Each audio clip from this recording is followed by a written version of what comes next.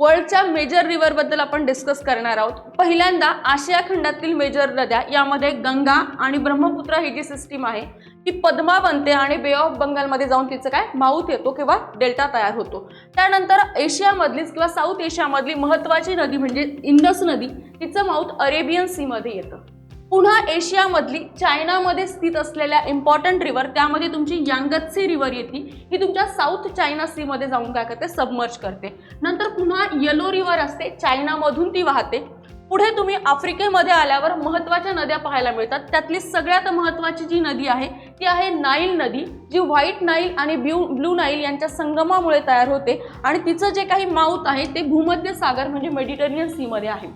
पुन्हा आफ्रिकेमधली महत्त्वाची रिव्हर म्हणजे काँगो रिव्हर, जी सध्या खूप जास्त न्यूज मध्ये आहे, कारण कोबाल्ट काँगोचं जे समीकरण आहे आणि कोबाल्टचं जे इम्पॉर्टन्स आहे फॉर दी बॅटरीज, त्यामुळे ते न्यूज मध्ये आहे। ही जी काँगो रिव्हर आहे ही तुमची अटलांटिक ओशन मध्ये जाऊन काय करते सबमर्ज होते। नंतर तुम्ही इकडे साऊथ आफ्रिकेमध्ये आल्यावर एक महत्त्वाची नदी पाहायला मिळते, ती म्हणजे ॲमेझॉन नदी। ही जगातली लॉंगेस्ट अशी इम्पॉर्टंट रिव्हर आहे आणि जी तुमची अटलांटिक ओशन मध्ये जाऊन सबमर्ज होते।